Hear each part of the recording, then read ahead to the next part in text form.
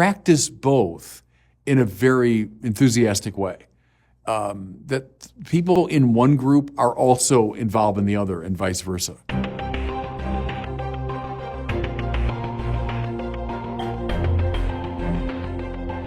Welcome back to the Word on Fire show. I'm Brandon Vaught, the host and the Senior Publishing Director at Word on Fire. Many Catholics are concerned with the liturgy, while many others are concerned with social justice, and they're often at odds with each other. So how can we bridge this divide? That's what we'll be discussing today with Bishop Robert Barron, who joins us from his Diocese of Winona, Rochester. Bishop, good to see you. Hey, Brandon. Always a joy to see you. I got to see you in person a few times, actually, within the past couple weeks. 3 times in 3 different states. That's right, in Florida and Minnesota, but then the other one was Texas. in Texas. And that's what I wanted to talk with you about. About half of the Word on Fire team traveled to Texas to put on the first inaugural Wonder Conference. This was a conference focusing on faith and science. It will be the first of an annual series, so we've already started working on the 2023 edition of the conference, 2024, I believe. But tell us, how'd that Wonder Conference go from your perspective? I loved it. As part of the Templeton grant, we got this grant some years ago to do a number of things, and one was to have a national conference. And we invited some marvelous people, the great Father Spitzer, who's done wonderful work on religion and science, Karen Oberg, who's from Harvard University. I ran into her in Rome in September when I was there at the Pontifical Council for the Sciences. I gave a talk on faith, science, religion, philosophy, all that. I loved it. We had well over 1,000 people, and we sold out very quickly. And wonderful kind of buzz from the community, great interest in the talks, I thought. So the whole thing was wonderful. I want to encourage people, if you weren't able to attend in person, we did record all of the talks, and they're available inside of the Word on Fire Institute. So if you've been waiting for a while to join, now's as good a time as any, because you not only get access to all the courses, the films, you get the Evangelization and Culture Journal that we produce, but you also get access to all of these talks from the Wonder Conference. So learn more, sign up at wordonfire.institute. That's the website. All right, let's talk about the liturgy and social justice, Bishop. Most observant Catholics are aware that there are several camps within the broader church. Some Catholics focus primarily on prayer and spirituality. Others focus on service to the poor and the homeless. Some participate in pro-life work, and others on immigration, racism, the environment. Now, many times these camps are held in tension with one another. You have groups opposing one another, getting angry at one another, fueling animosity. But perhaps none more so than these two groups, people concerned with the liturgy and people concerned with social justice. So maybe we'll start by asking you, has this always been your experience throughout your life? Have you always seen tension in these two camps, or is it more of a recent phenomenon? No, I would say most of my lifetime, because I come of age right after Vatican II, and I think the split between the two happened in the years after the council. Like a lot of negative things, frankly, not because of the council, but in the wake of the council, that divide. So there are some people that are, fussing around in sanctuaries and with cassocks and surplices and candles and all that, and then other people out there on the street serving the poor. And they often would fall into opposing, as you say, camps. And I think that was in some ways, it's a bitter fruit of that time. Because I want to argue, prior to the council, and indeed in the text of the council, the coming together of those two things is what's emphasized. And I think the loss of that has been a real negative in the life of the church. So I'd say, most of my lifetime I've seen that tension. Can I say something before I forget, Brandon, too? As you mentioned at the outset, these different, areas of interest. Well, nothing wrong with that. The people by nature, by background, by personality, by predilection will tend in one direction or the other. So a lot of my life in the church was spent in academia with books and ideas and teaching and writing and preaching, and fine. That's what I was, interested in. I was good at it, so I did it. Other people will gravitate in different directions. Fine. Nothing wrong with that. I mean, let all these different forms of life flourish within the church. The danger is when we start saying, okay, I've got it. I've got the right way to do it, and you should, you're not doing it right. So there's a legitimate pluralism in the way that we live our lives within the church. That goes back to the Pauline letters. That some are apostles, some are prophets, some are teachers, some are administrators. Fine, that's good and healthy. The warfare is not healthy. It's easy just to give lip service to solving these tensions and just to tell these camps, hey, can we all just get along? We're all on the same team. We're all Catholic. But I thought for this episode, in order to chart a helpful way forward, that we could look at a few key figures who in their very person burst this false dichotomy, who were deeply passionate about both the liturgy and the social doctrine of the church. And the first one I want to talk about is a figure who's very important to you. I think people listening to you over the years have heard his name many, many times, but we've never done a dedicated feature about him. So let's do it now. His name is Monsignor Reinhold Hillenbrand, not to be confused with Dietrich von Hildebrand, right. But Reinhold von Hillenbrand. He was a figure in the early 20th century, someone who was involved in both the liturgical movement and social justice. Tell us a little bit about him and specifically how he linked these two dimensions of the church. Yeah, a fascinating figure. As you say, a hero of mine. When I was rector at Mundelein, I had a portrait of him up in my office because he was my predecessor as rector of Mundelein Seminary. He was back in the 30s and early 1940s. Hildebrand was a Chicago priest. The name gives away his German ethnic background, and that gave him a natural entree into both liturgy and all the reform movements before the council, because a lot of German thinkers were key there. Goes to Mundelein Seminary, and brilliant man, eventually sent to Europe for further studies. And then as a very young man, I think he was 31, he became rector of the seminary. So Cardinal Mundelein would have noticed his great gifts and put him there. In that capacity, he trained a generation of Chicago priests who sort of carried his vision forward and who still have influence. And I think we'll get back to this, but one of his students, Monsignor Bill Quinn, was a great mentor to me. So I would see myself spiritually as a kind of grandson of Reinhold Hillenbrand. What were his great themes? I would say what you're talking about. The coming together of a passion for the liturgy of the church and for the social action work of the church. Hillenbrand saw the one flowing from the other, each returning to the other, each being fed and informed by the other. What happens around the altar has implications for our commitment to love within the wider society.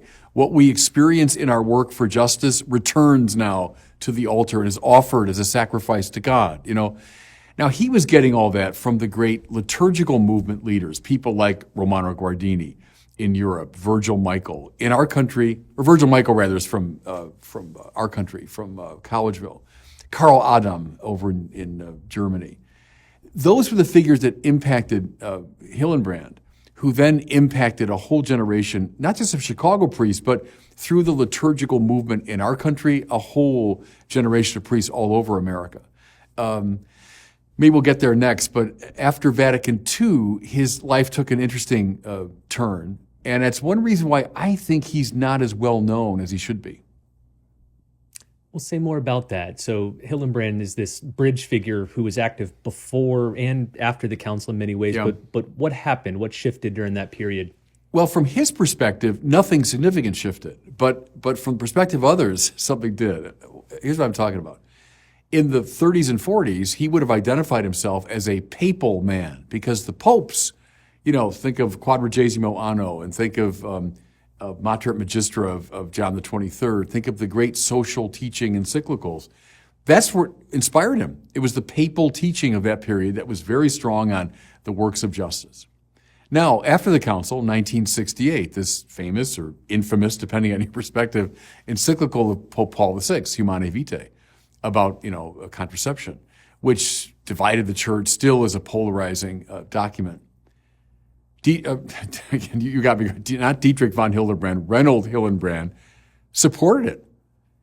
And a lot of his followers, people that were very influenced by him and inspired by him in the 1940s, broke with him and thought, the old man's lost it, that he's become an arch conservative. And Hillenbrand's answer was, no, I was a papal man in the 40s. I'm a papal man in the 60s. And in fact, there's a link between the great social justice insistence back in the 40s and the teaching of Humanae Vitae.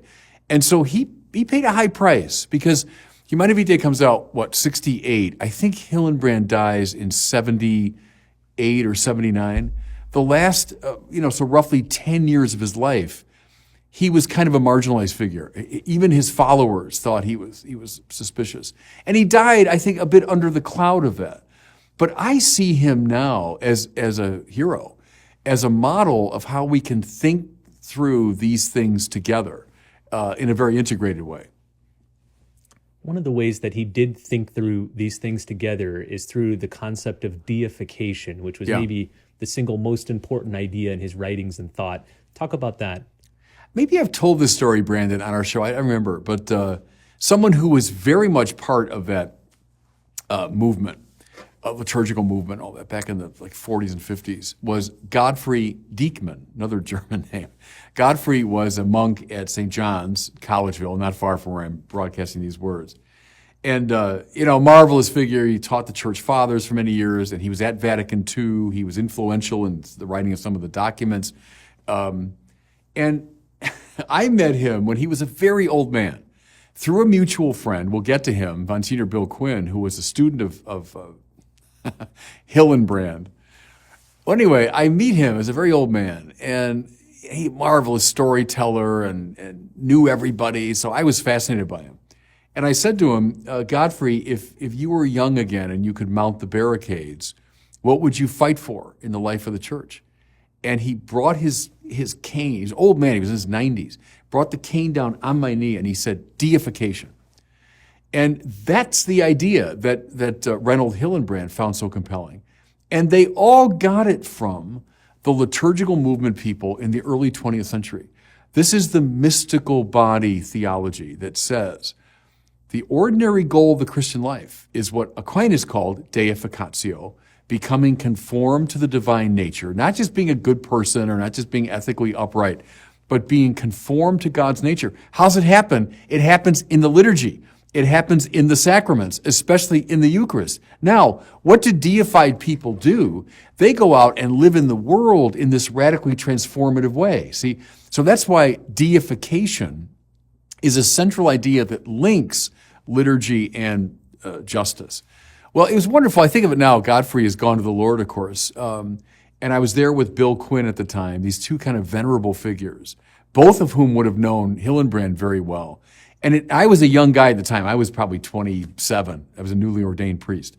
But it linked me to that great tradition.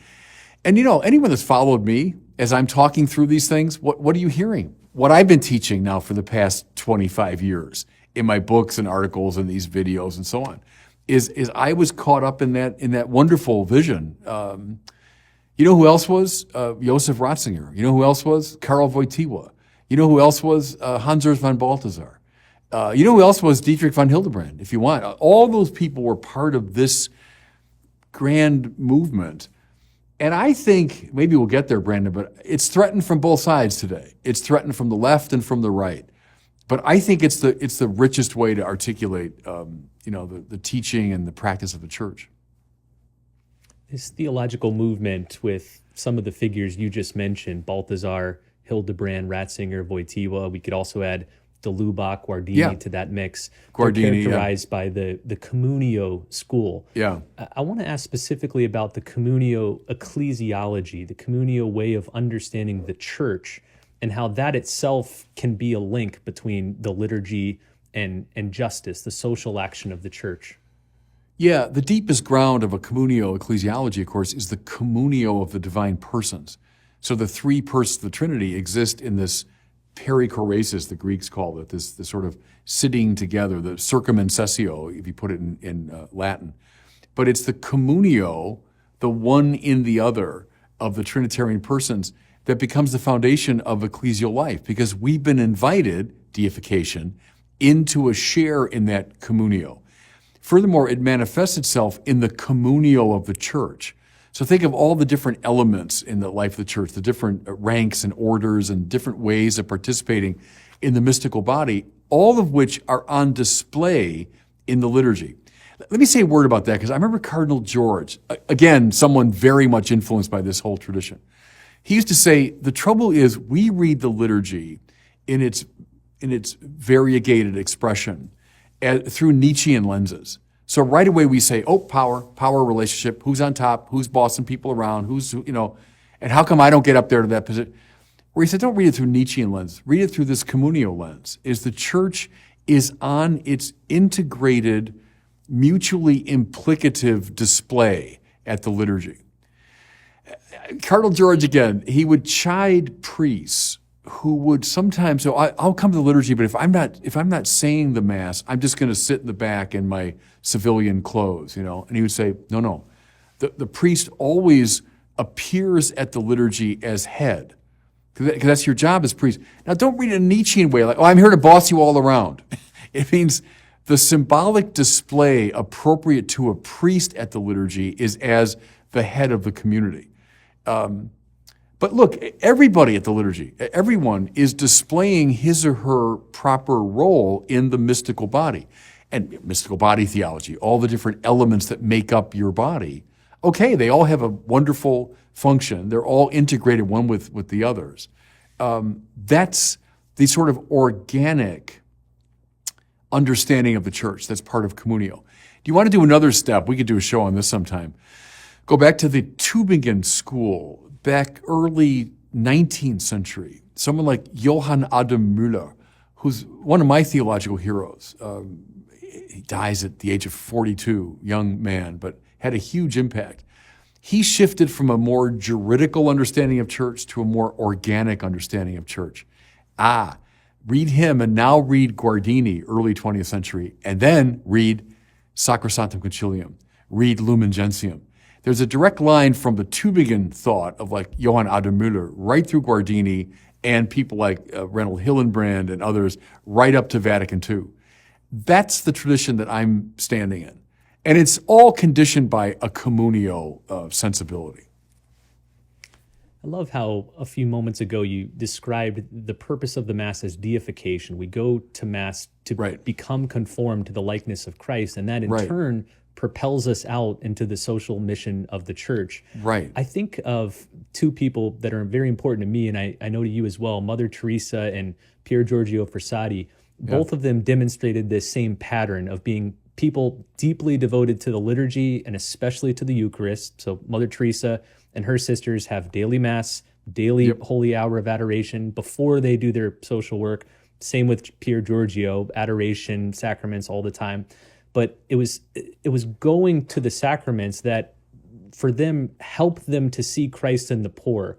To me, that's always been the most important link. The seeing Christ in the Blessed Sacrament enables you to more effectively see and serve him in the poor. Right, that's the instinct. And see, if you have let's say all the liturgical stuff and benedictions and Blessed Sacrament, adoration, all that, without a commitment to changing and transfiguring the world, religion becomes more of an abstraction. If you've got the caring for the world without the connection to the liturgical, it devolves into social action. You're a social justice warrior, you're secularized. The great figures, and every one that we mentioned, I'll give you another one, by the way, Fulton J. Sheen. Read Sheen's early work, I love it, on ecclesiology. It's filled with this perspective.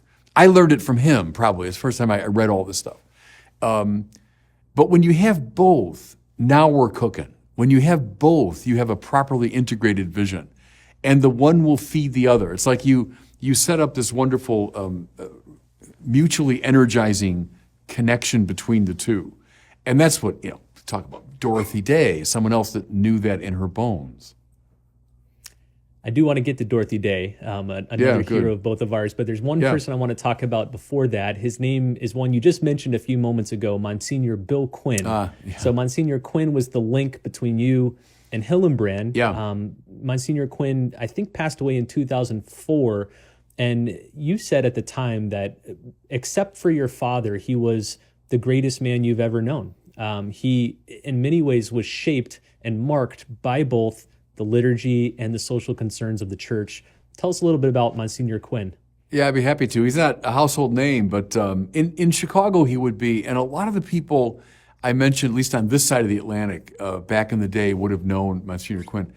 I'll set it up this way. I'm 26 years old. I'm newly ordained priest. I'm sent to St. Paul the Cross Parish in Park Ridge, Illinois. If you've flown into O'Hare, you've flown right over it, right? And living at the rectory at the time was a newly retired priest named Bill Quinn, 70 years old, newly retired, and he was living in the rectory. So I would, I'd run into him. I didn't know who he was from Adam. And we'd start talking, and he was wonderful, friendly and fascinating. And then he'd drop a name. I'd say, oh, did you know him? Oh, yeah.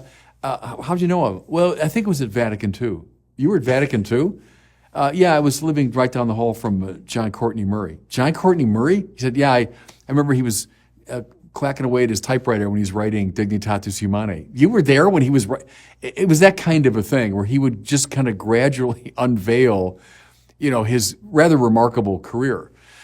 Well, as I mentioned, I think, a few minutes ago, Bill, ordained 1940, was one of the students of Reinhold Hillenbrand, along with a whole coterie of Chicago priests. And he followed Hillenbrand faithfully. He would have been a Hillenbrand man. They called them Hilly's boys back in the day, these young priests that kind of followed Hillenbrand's. And what he got from him was so much. He got the artistic tradition of the church. Bill loved Chartres Cathedral. They got the intellectual tradition. He loved Aquinas and the church fathers. And he got the liturgical tradition, and he got the social justice tradition. All of it wrapped together in a very coherent package. Bill would have been thoroughly pre-Vatican II. I mean, born, I don't know what year, born in the 20s or late teens or something, ordained 1940. So the first 25 years of his priesthood is all pre-conciliar. But then he got the council. I mean, he understood, not the kind of kooky, crazy season after the council, but he understood where the council was coming from and saw that it embodied a lot of these themes. Well, it's one of the great graces of my life, really, that I was, because I didn't know him from Adam, but I think, God knew who he was. And God sent me there as this young, impressionable kid, but interested in all these things.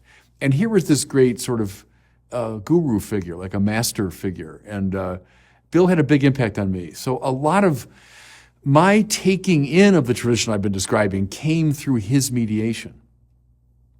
Am I right in remembering that he also was very active in racial reconciliation work? Yeah, he was pastor of a parish called St. Eulalia, still in Chicago. It's right off the Eisenhower Expressway. And so Bill would be pastor right when it was undergoing a sort of integration. So a lot of white folks were moving out, the black and Hispanic folks are moving in. And Bill was a marvelous link. He was a marvelous, figure that would bring these different groups together. He knew Cesar Chavez very well, by the way. In fact, Chavez, I think it was, did a reading at Bill's 25th anniversary mass. He knew Gustavo Gutierrez. He knew the liberation theologian people, from back in the 60s and 70s. Now, there we can keep the conversation going if you want. Were there parts of this tradition that kind of started getting unraveled?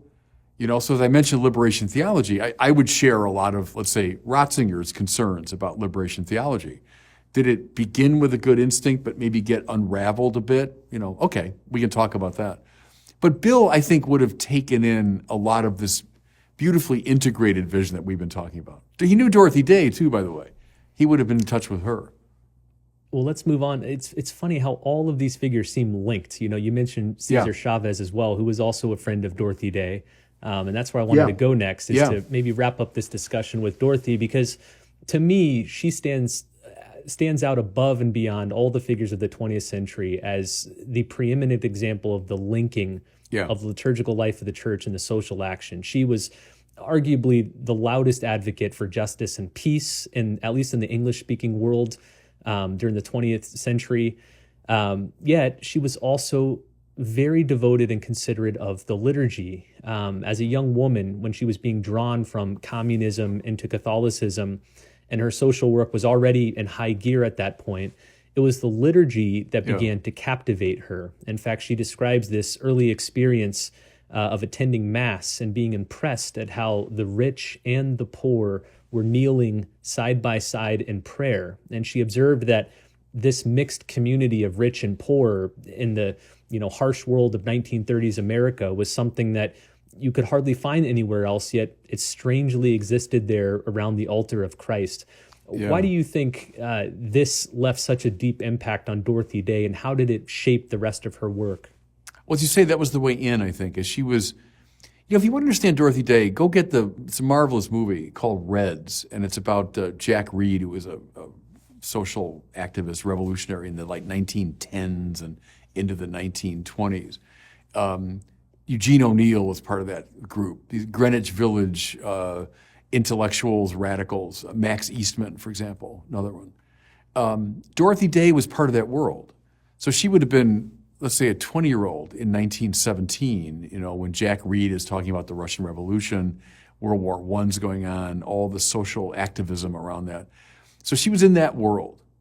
But then for a lot of reasons, you and I, both know how compelling that story is. We can't tell the whole thing now, but she began to open her heart to something deeper, a spiritual dimension of life. And then she tried to find a way to link these two things together, her great commitment to justice and to the poor, and her newly found faith. And the transition moment, I think, was the liturgy, when she'd go to Mass. And as you say, she'd notice not a segregated world, but the very richest, the very poorest, the establishment types, the new immigrants, very well educated, very poorly educated, but all kneeling together, all looking toward the same thing together. The mystical body on display. That's what struck her, I think. Then the rest of her life, you might say, was an attempt, and Peter Morin, who was the co-founder with her of Catholic Worker Movement, played a huge role. By the way, there's another name. If you want to put in our sort of Hall of Fame of these people, read Peter Morin.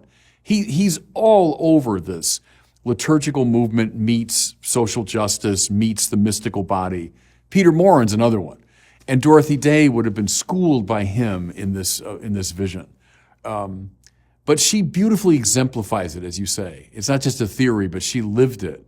I don't know anyone in the Catholic world who was more radically committed to justice and the poor than Dorothy Day. And, I mean, with the exception maybe of a Trappist hermit or something, someone more dedicated to prayer, benediction, retreat, Mass, 40 hours, rosary, than Dorothy Day. She did both. And there she is indeed like Mother Teresa.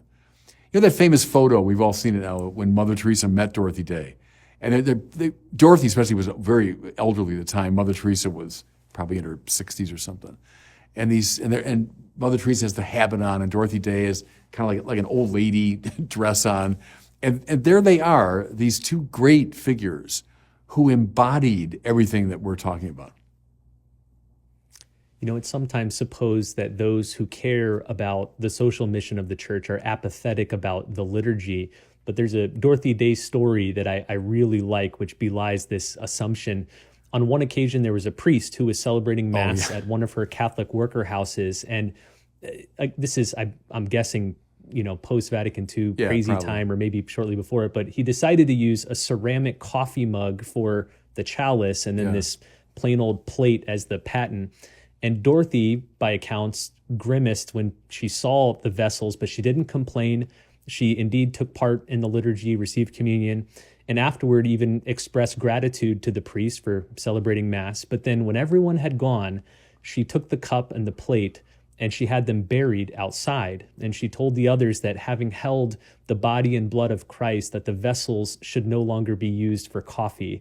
What do you think that story speaks in regards to this conversation? And I remember that before she buried the cup, she had it broken. She broke it into pieces, and it just as kind of a sign of reverence, and that this could never return to profane usage. To me that speaks volumes, because I'm sure the priest thought he was being very cool and very post-conciliar, and I'm kind of with the people, but she didn't buy that, because that was a divorce then between the two dimensions. That was a lack of respect to the real presence. But without the real presence, then you don't have the church's authentic social commitment. It's from the liturgy that it comes. And so if you're flippant or blasé about the liturgy, then you will soon become just a secular social activist.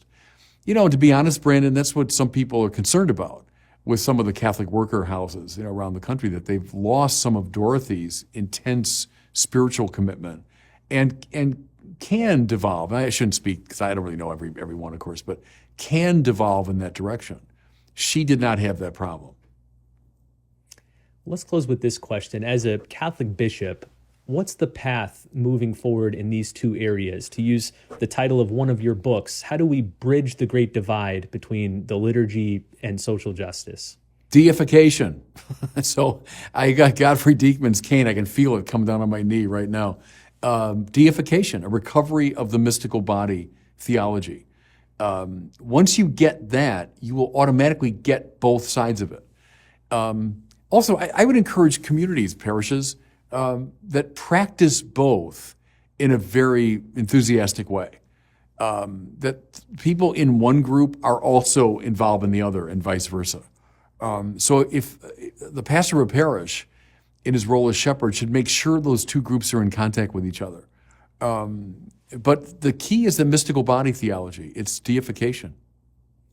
Reminds me when you give your talks on faith and science and you say, can I have all the science teachers stand up and all the theology teachers stand up? Now you guys talk to each other. It's Absolutely. Like, can we have all the liturgy people up and all the social justice people and you guys talk to each other? Yeah, and stop caricaturing. We do that all the time. So the social justice types will look at the liturgical people. Oh, there they are fussing around with their cassocks, and then the liturgical people. Oh, look at those Marxist secularists over there. No, the link is the Eucharist and the mystical body.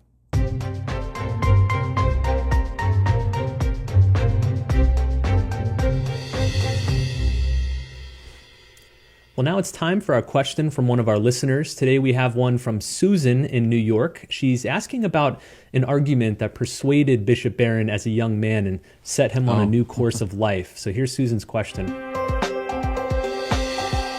Hello, Bishop Barron. My name is Susan from New York. You mentioned in a recent homily that you were very persuaded about the existence of God when you were a freshman in high school. Can you please repeat that argument for us? Yeah, thank you. It's the first way of Thomas Aquinas, the argument from motion. You want the quick version. Some things change. Whatever is changed by another. There can be no infinite regress in changed changers. Therefore, there must be some first unchanged changer, and this all people call God. That would be a very schematic presentation of the argument. It begins with this very ordinary experience of things changing. Thomas calls it motus or motion, but it doesn't mean just physical motion or change of place. He means any kind of change. Well, nothing changes itself. It can't change. It can't move itself from potency to act. It has to be actualized by something external. But then I can't have an infinite regress of moved movers. There's got to be a first uncaused cause or first unmoved mover. So it's a argument that's part of a whole family of arguments that are like that, argument for a first instance. Anyway, it struck me when I was a kid. It struck me when I first heard that as very compelling and interesting and set me on this path of discovery that I've never left. And I spent a lot of my life, writing about that argument, teaching it, defending it. So it played a big role in my life. Susan, if you'd like a more detailed elaboration of the argument, check out Bishop's book on Thomas Aquinas, but also the work of Edward Fazer. He has a great book called Aquinas, A Beginner's Guide that goes through each of the 5 ways of Thomas Aquinas. Well, as we wrap up today, I am excited to announce not just the newest book at Word on Fire, but the newest series of books at Word on Fire. Look at this big box set from those of you watching on YouTube. This is a 4-volume series of books by Peter Kreeft titled Socrates' Children, An Introduction to Philosophy from the 100 Greatest Philosophers. Peter Kreeft, the esteemed philosophy professor, author of over 80 books, has taught college philosophy for 60 years. And throughout those decades, he said he yearned for a beginner's philosophy text that was clear, accessible, enjoyable, and exciting, perhaps even funny. And finding none that met those criteria, he decided to write it himself, as Peter is wont to do. In this 4-volume set, he delivers with his characteristic wit and clarity an introduction to philosophy. So if you've always wanted to learn philosophy, this is a great way in. It examines the key ideas and players in 4 major eras: ancient, medieval, modern, and contemporary, and immerses readers in the great conversation, the ongoing dialogue among the greatest thinkers of history. So check it out. It's the most exciting new release from Word on Fire. Again, it's called Socrates' Children, an introduction to philosophy from the 100 greatest philosophers. And as always, I will include a link in the show notes. Well, thanks so much for watching and listening, and we'll see you next time on the Word on Fire show.